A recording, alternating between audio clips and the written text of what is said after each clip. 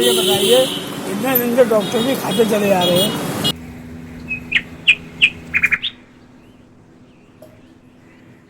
नमस्कार, welcome to Namo Namo health care. जब भी आम का सीज़न आता है तब कोई ना कोई इशू ज़रूर होता है।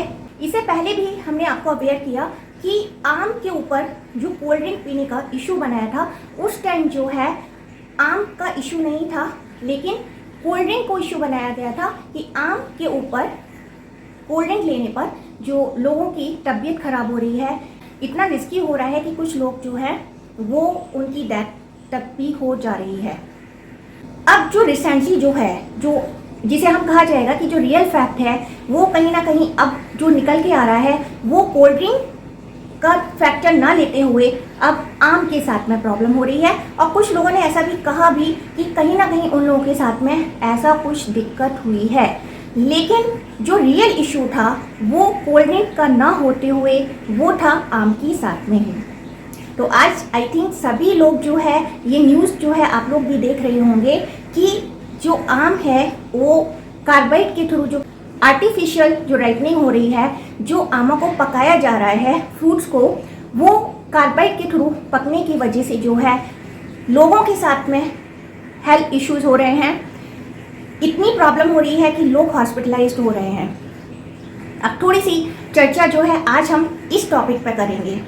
ये बात हमें मालूम हुई कि कहीं ना कहीं जो इशू है वो जो है फ्रूट्स की राइपनिंग के साथ में था।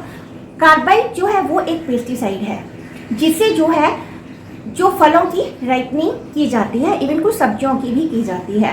लेकिन एक बात ध्यान देने योग्य है कि जो गवर्नमेंट ऑफ इंडिया है, फसाई food safety standard authority of India के थ्रू जो है कार्बाइड को बैन किया गया है। मीन्स जो फलों की जो राइपनिंग होती है, फलों को जो पकाने का जो तरीका है, वो जो है कार्बाइड के थ्रू नहीं होना चाहिए, क्योंकि वो जो है हमारे स्वास्थ्य के लिए रिस्की है, जिससे न्यूरोलॉजिकल प्रॉब्लम हो सकती हैं। तो पकाने में इसका यूज़ क्यों किया जाता है, पहली बात हम ये करते हैं।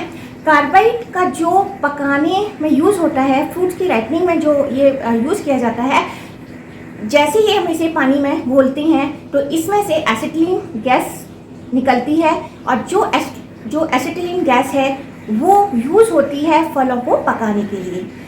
अब गवर्नमेंट ने कार्बाइड को बैन किया हुआ है हेल्थ की इशू के वजह से, लेकिन कहीं कोई दूसरा रीज़न ज़रूर होगा, इसका अल्टरनेटिव भी होगा, जिसके से जो है ये फ्रूट्स जो है पकते होंगे या उनकी जो राइपनिंग प्रोसेस है वो होती होगी। तो वो क्या है? एक्चुअली जो फ्रूट्स की राइपनिंग है वो होती है इथाइलिन गैस से। जो इथाइलिन गैस है जो कि रिस्की नहीं है, जिसका कोई भी हेल्थ इशू क्रिएट नहीं होता है, वो गवर्नमेंट के थ्रू जो है रिकमेंड की गई है, जिसे फ्रूट्स को पकाना चाहिए। ट्रेडर्स को इथाइलिन के थ्रू यदि फ्रूट्स पकते हैं then it is good for health, तो वो कोई भी हेल्थ इशू क्रिएट नहीं करेंगे।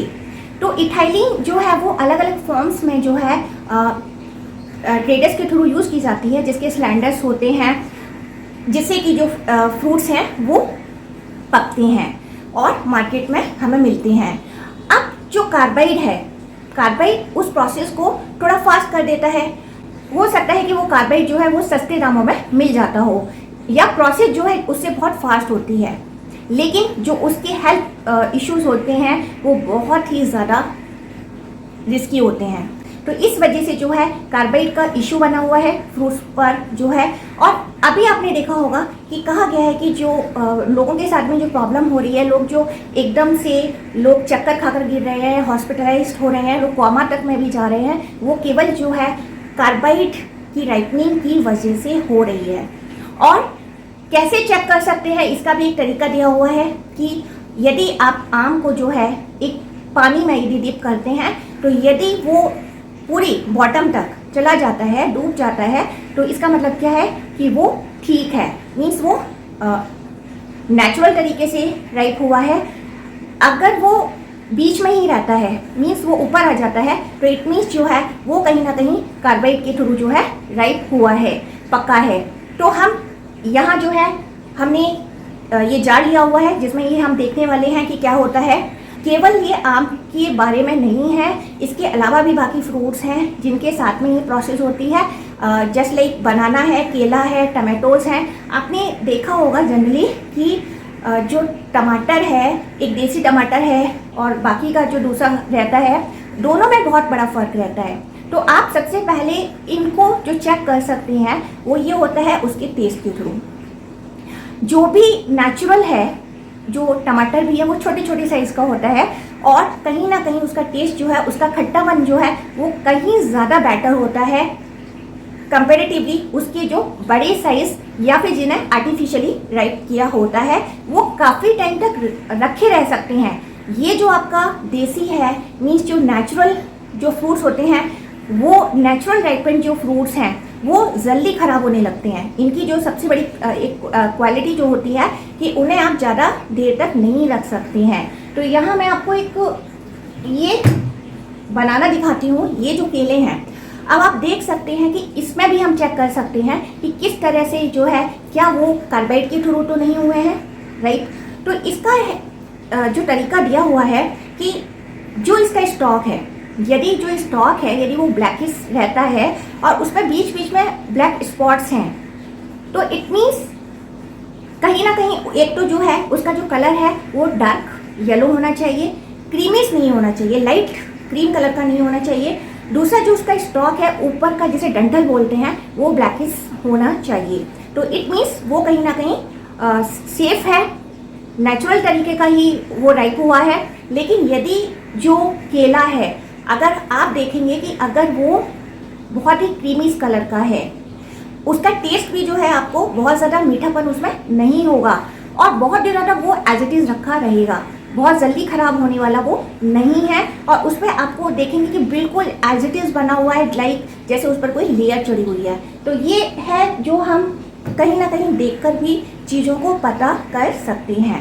एक्सपेरिमेंट जो जनरली हम देख रहे हैं वो करके देखते हैं।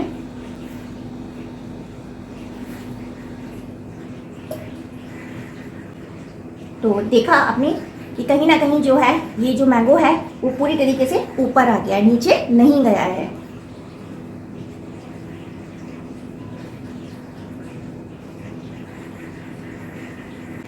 देखिए जो दूसरा भी हमने जो मैंगो डाला है वो भी देखिए आम जो है पूरा ऊपर मीन्स सरफेस को टच कर रहा है, नीचे जाने की वजह वो सरफेस को टच कर रहा है।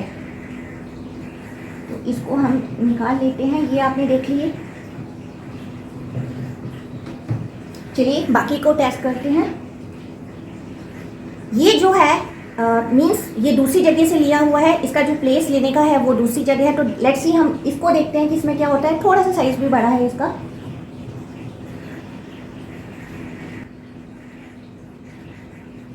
तो आपने ये देखा कि देखिए ये जो है एक्चुअली इतना बड़ा साइज होने के बाद भी जो है ये बॉटम पर ही आ रहा है।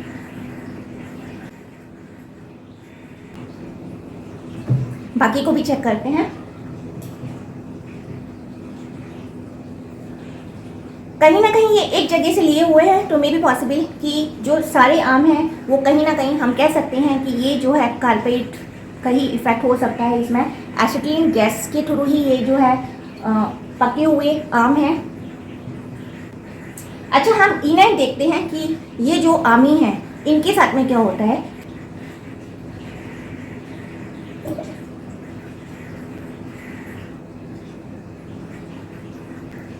तो यहाँ हमने देखा कि हमने जितने भी आम को टेस्ट किया कहीं ना कहीं वो सभी जो है सरफेस पर आ गए, कोई भी डिप नहीं हुआ।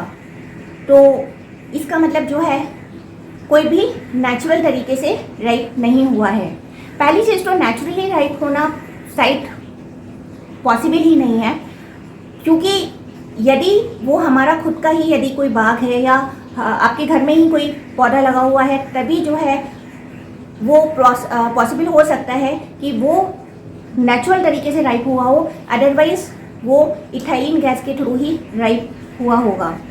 तो अगर हम जो अभी जो रिसेंट जो निकल कर आ रहा है तो उसके थ्रू हम ये कहेंगे कि कहीं ना कहीं ये जो आम है वो पेस्टिसाइड इफेक्ट्स उनमें बना हुआ है।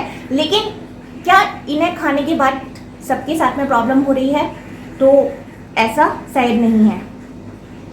कुछ लोगों के साथ में दिक्कत हो सकती है, लेकिन इन आमों को खाने के बाद सबके साथ में दिक्कत हो रही है ऐसा तो नहीं कहा जा सकता है। ये हो सकता है कि एक्यूट इफेक्ट्स ना देते हुए कहीं ना कहीं बॉडी में यदि पेस्टिसाइड गया है, और पहली चीज़ ये है कि जो कार्बाइड है वो इनके डायरेक्ट टच में आया है, या फिर केवल जो गैस है वही जो है, क्योंकि मेनली जो है गैस के थ्रू ही ना राइप किया जाता है। अच्छा, हम ये देखते हैं कि जिनसे ये खरीदे गए आम, उन्होंने इसके बारे में क्या कहा। जब उनसे पूछा गया कि ऐसा कुछ जो है आजकल जो न्यूज़ है, समाचारों में ऐसी बात आ रही है, तो उन्होंने कहा कि नहीं, ऐसा कुछ भी नहीं है, ये सब जो है बातें बनाई जा रही हैं, ऐसा कुछ भी नहीं है। और जो ये जो है वो डेली का काम है उनका, और कम से कम जो खरीदने वाले हैं उन्हें अच्छे से, उन्हें मतलब जो भी आम है या कोई भी फ्रूट्स ले रहे हैं उन्हें कम से कम पानी से बहुत अच्छे से धोना चाहिए, उन्हें वॉश करना चाहिए पानी से। और कुछ टाइम के लिए, लाइक आम यदि आप खरीद रहे हैं तो उन्हें आप कुछ देर तक जो है पानी में डिप करके रखिए। ये इतने दिन से डॉक्टर भी खाते चले जा रहे हैं सारी चीज़ें, उनको मिलाने के लिए क्या कभी नुकसान नहीं करता है। एक एक्सपेरिमेंट निकाला है कि अगर हम आम को डुबाएंगे तो एक आम डूब जाएगा पानी में और एक नहीं डूबेगा, और जो नहीं डूबने वाला है उसमें कार्बाइड वाला इफेक्ट है। नहीं, वैसे आपका आम, आपका थोड़ी आम तो आप लाते होंगे ना कहीं से। एक बात ऐसा होता है, कभी ध्यान रखो, आम को कभी खरीदो तो इसको 1 घंटे कम से कम पानी में डालना चाहिए। अच्छा, आधे घंटे तो इसकी गर्मी सारी निकल जाएगी, फिर आम को खाओ। कोई ना फोड़ा होगा, ना बंसी होगी, और ना ही इसकी गर्माहट सारे निकाल देगा पानी। ओके।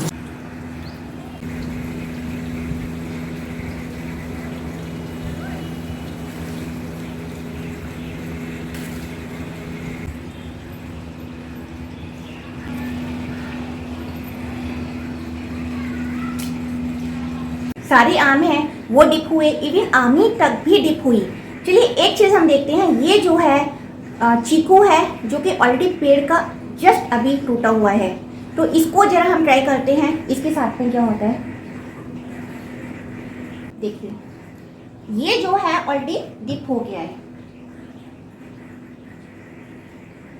इस चीकू से हमें ये बात पता चलती है कि इस जो अनराइप फ्रूट है और जो राइपनिंग के बाद जो है दोनों में चेंजेस आते हैं। इस बात को तो डेफिनेटली कहा जा सकता है।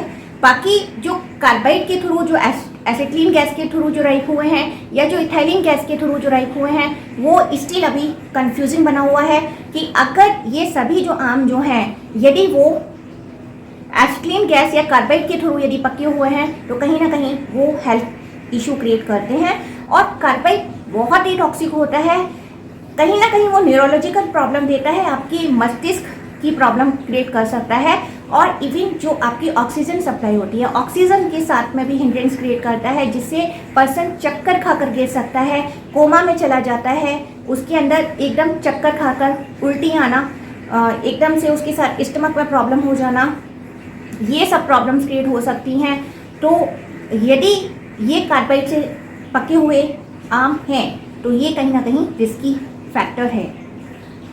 तो देखते हैं, अगर हमें कोई भी और भी अपडेट मिलती है तो हम आपके साथ में शेयर करेंगे। यहीं समाप्त करते हैं। स्टे हेल्दी, स्टे सेफ, नमस्कार।